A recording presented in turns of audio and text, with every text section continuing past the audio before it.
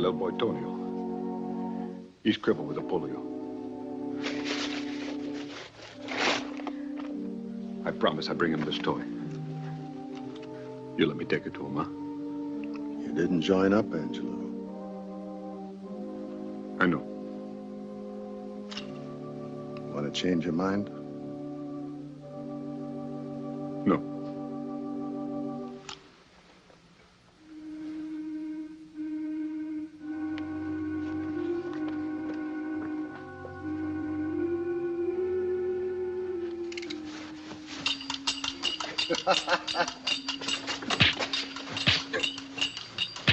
That's enough.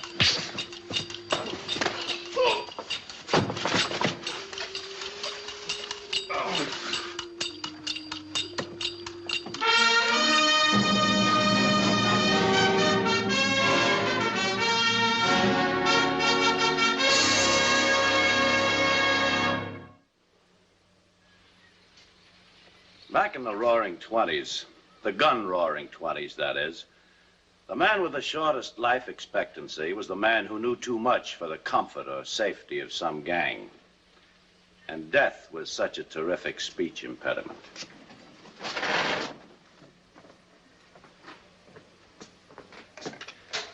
Our only chance of smashing the mobs and the rackets was to find victims of some gang's violence who could still talk and weren't afraid to. I hadn't found that kind yet. I'm Bonnie Raditsky, Gangster Squad, Police Department, City of New York. Miss Angelo? You're not the doctor. I've never seen you before. Why do you come here? My name is Bonnie Raditsky, Police Department. You're gonna catch the bad man who hurt my papa. Well, we're sure gonna try some. That's why I'm here, to talk to you, Papa. But what can you do about it? They beat people, they kill people, and all the while they laugh at the police because the police can do nothing to them. That's because nobody will talk, Mrs. Angelo. Because if you don't talk, you got a chance that you stay alive. But if you talk, you die. Or worse than that. It's somebody you love that they kill. Please, leave him alone. Leave us alone, please. I'm sorry, Mrs. Angelo. I have to talk to him. It's my job. I have to.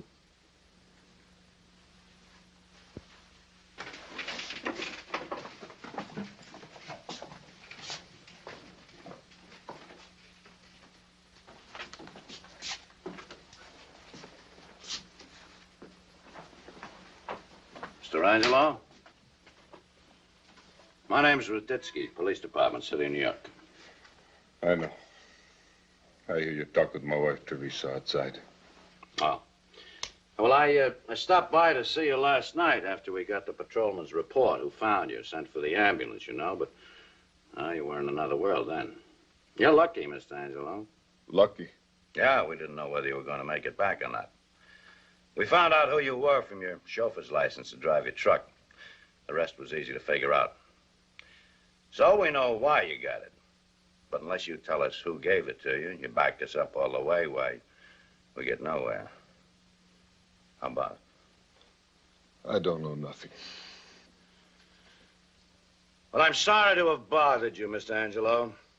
This is just a little formality we have to go through every time one of our good citizens gets his brains scrambled or his ribs kicked in because he wouldn't pay off some hoodlum for the right to earn an honest living for his family. My country, 'tis of thee, sweet land of liberty. It's a great song, isn't it, Mr. Angelo? But it'll go out of style before your kid grows out of knee pads for all that his old man cares and other people like you. Because you're the ones that have to care, believe me, all the way. Wait. Yeah? It's not for me, I'm afraid. It's for my little boy, Tony. Crippled with the polio. My wife with a bad heart. I know, Angelo, but... If it was just me, I'd tell you everything. I don't care. I love my country, Mr. Radetsky. And I want it to stay like the songs say. But I love my wife and my boy. I don't want nobody to hurt them. I don't want them to kill me either. Because if they kill me, who's going to take care of them, huh? You understand, Mr. Tedeschi? You see, huh? Yeah, Angelo, I see. Yeah, I see it everywhere I turn. I get so sick inside, I want to take a Tommy gun and blast the guts out of the lousy two-bit pup. Sorry, Angelo, to barge in on you like this. Didn't know you had company. My kind, you mean, huh? Matter of fact, we're glad you're right here on the job. And we hope you find out who did this terrible thing to Joe Angelo here. We'd even like to help if we can. Did you see the crazy young punks that mugged you, Joe?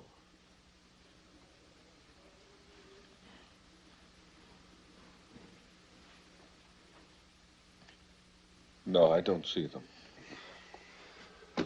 Anyway, the president of the association, Mr. Nick Sarecki, was sorry to hear what happened to you. And it makes no difference that you're not a member yet. He's got the welfare of all the truckers at heart. And he appointed me as personal representative to bring you these lovely flowers as a token of his best wishes, and you should get well fast. They're very pretty. Well, take it easy, Joe. And if you need anything, just get word to us. And we'll be hoping to welcome you as a new member soon. No.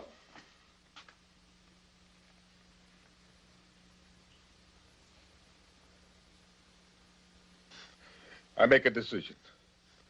I get out of the trucking business altogether.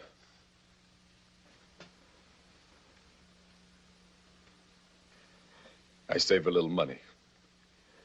I sell my truck and buy a little candy store in Brooklyn I've been keeping an eye on. That way I don't have to work so hard. And I be with my wife and my boy all the time. Because we live in the same place with the shop. It's better for them, too.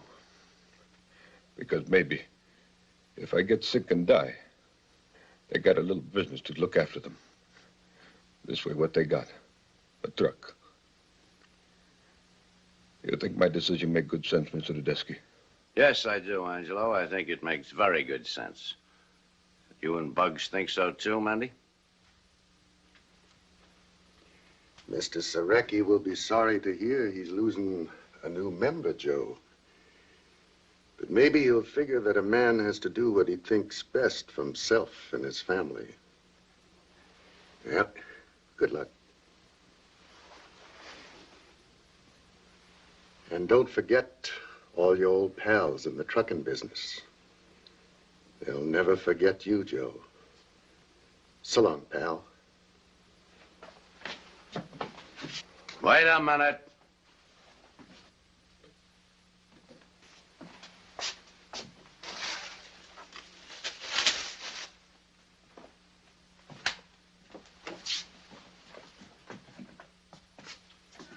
You wear this back to Sarecki. And you tell him for me, he better buy a big bunch of those for himself if anybody ever lays a hand on Joe Angelo again. And you also tell him for me that if Mrs. Angelo and the kids suddenly inherit that candy store, I'm going to make somebody burn, and I hope it's him. Do you hear me good? You don't need to treat me like a punk. I'm not a punk. I'm right up next to the big man. You want a punk? There's a punk, not me. Beat it, punks!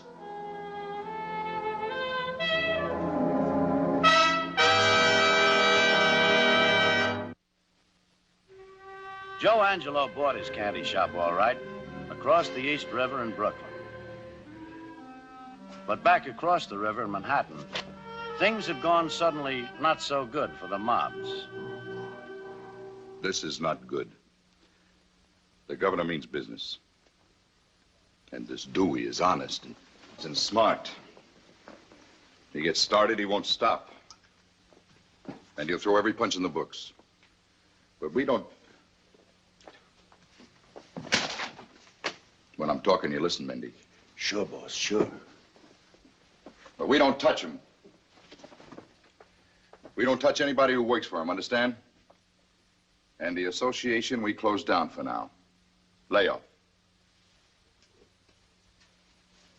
But just the same, this Dewey will try to hang a lot of raps on us. So we don't make it easy for him. No witnesses. Boss, Yeah? that's my department. Shall I get started? I'll tell you when. Now listen, I say no witnesses, but that don't mean we gotta hit anybody. All they gotta do is take a vacation till the heat's off. We pay all expenses, even while they live out of town. Treat them good, they stay friendly. Mendy, these parties got to go away. They could make bad trouble. 8 of them. Sure, boss, sure. It's as good as done already.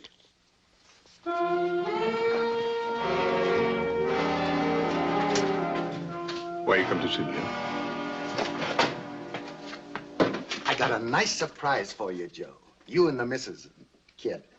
You're gonna have a wonderful vacation. Tony, you go in the back room, huh? Go. Nice boy you got there. Vacation? Sure. California? Mexico? Florida? You'd rather go someplace else, that's okay, too. And it's all for free. Won't cost you a nickel. How about that, Joe? You're a lucky man, huh? Why you tell me this? I don't can go nowhere. Cut it out, Joe. It's all over the newspapers, the radio. You know why you gotta take a vacation. Sure. I read the paper. I hear what go on. But that's got nothing to do with Joe Angelo, no more. I sell my truck. I get out. I buy this place.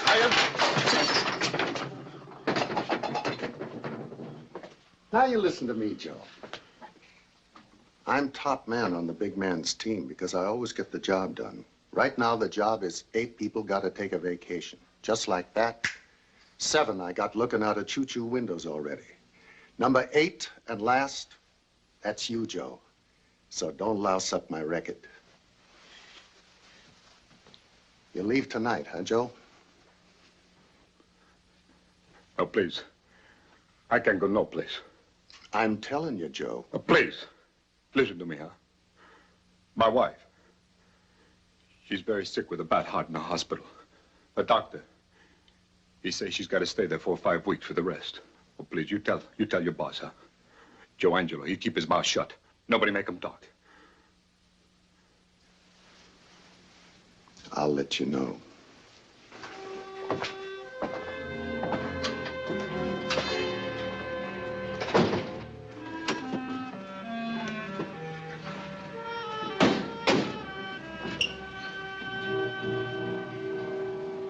Big man ain't gonna like it. You didn't get Angelo to leave town. You got a pretty big man right next to you, Bugs. I figure it's time certain parties here in town got wise to it. Angelo? Huh. I'll handle that squid. Let's go.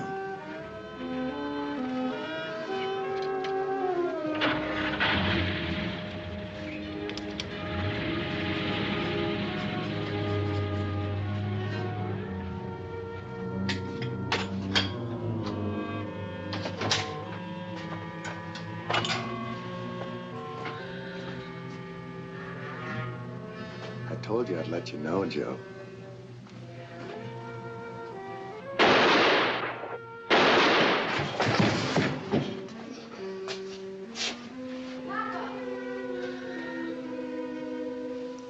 Papa! Papa! What's the matter, Papa? Papa! Papa! Papa! Something wrong? Papa? Papa?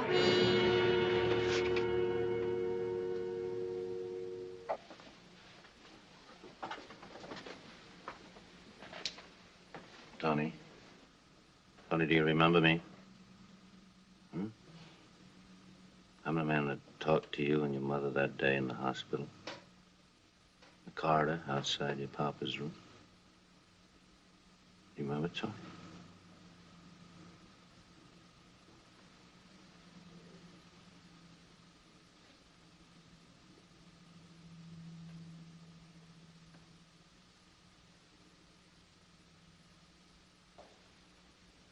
Morning.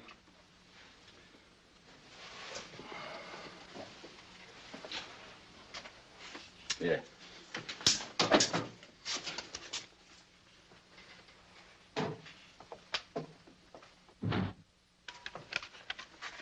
I'll take him over to the rectory and have a doctor for him. Tomorrow, he should be able to remember whatever he saw here and to tell you. Yeah, the killer wouldn't have shot Angelo in the boy's presence and let the boy live to testify, you know? I'm pretty sure I know who did it, Father, but I may need the boy's help later on, one way or another.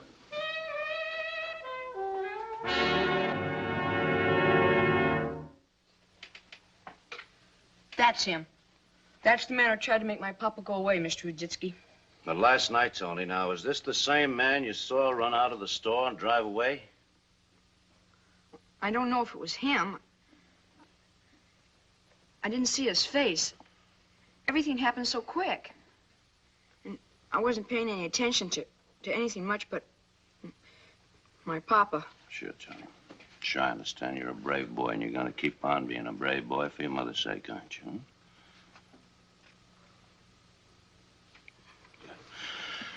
Good. All right, now, Tony. Oh, Barney. Yeah? They're all outside. Oh, good. Hold them there a minute, will you, Max? I'll call you.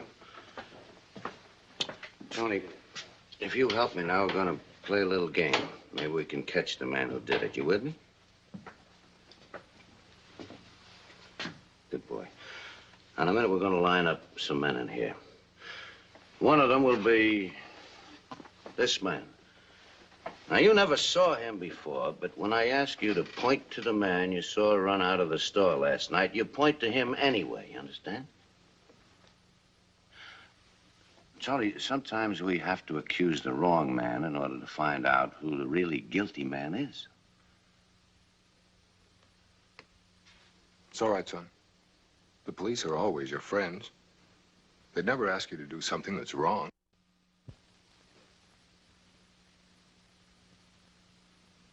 Okay, Mr. Ruditsky. Thanks, Tony. Now, you sure you'll recognize this man when you see him again from this picture? Sure I would. Good boy.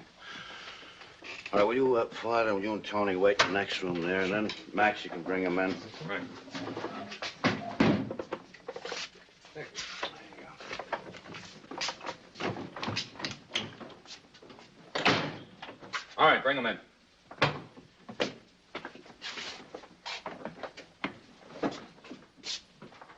I don't know what's the gag, Ruditsky, but if I get bored, I leave. I'll try to keep you amused, Sorecki. Over there. How long are we here? I got a date with a horse at Belmont. What's the matter with girls? Come on, Bucks, move. Line up over there, shoulder to shoulder. Take off your hats.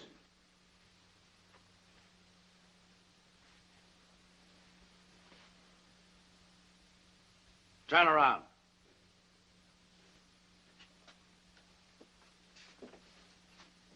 Okay, Max.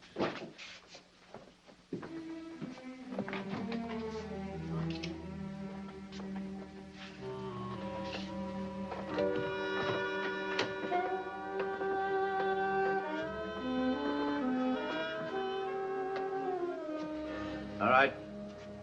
About face.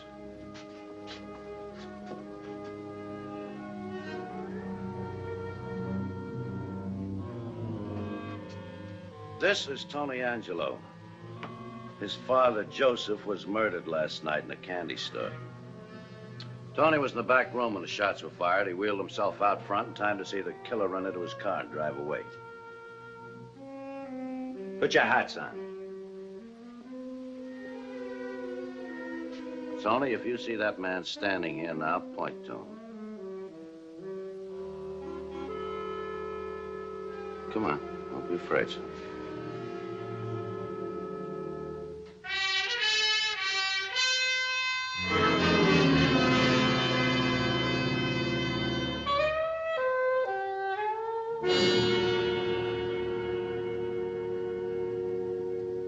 That's him. The kid's lying. What is this? I never saw his old man in my life. This is some kind of frame. If you dumb cops think I'm sticking around for you to hang it on me, you're nuts. Crummy cop. Shut up, you. Get in. Keep your eye on the rest of these punks. Father, take the boy outside. Let's go. What do you guys call a mouthpiece? Get in there. Take off your hat.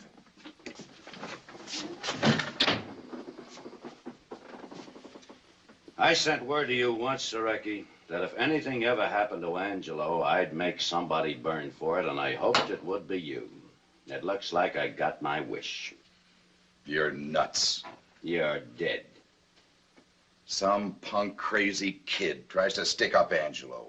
He pulls a panic and hits him and runs. But do you go after him? No, it's Nick Sareki you gotta hate on. So you rig up a frame. You heard the boy out there.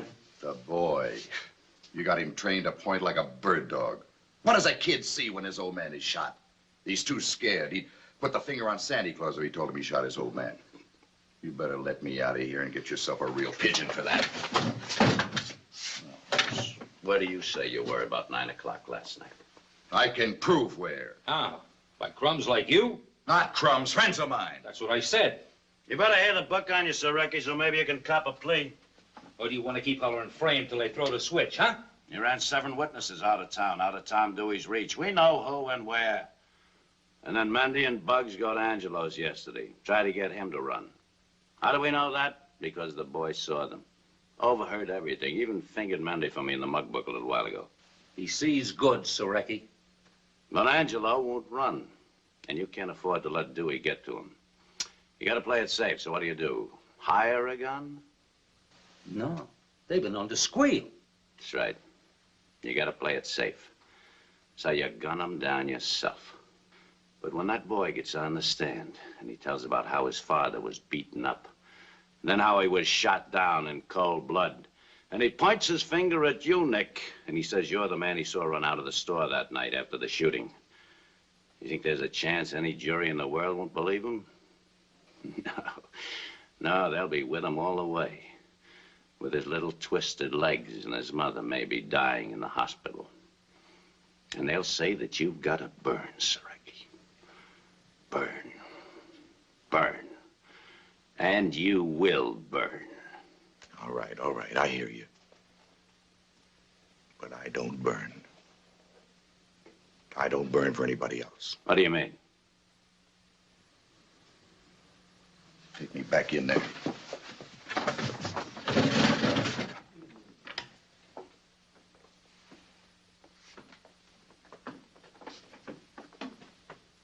I told you, don't anybody get hit. You come tell me Angelo don't want to go, we handle him some other way. But you gotta be a big shot. You gotta make a name for yourself with a trigger. You lousy pup. Take it. You would have got it anyway. He broke the rules. Send somebody to his apartment. He's dumb. He didn't even get rid of the gun. I checked. In a coffee can in the kitchen. I can go now? No! You don't go.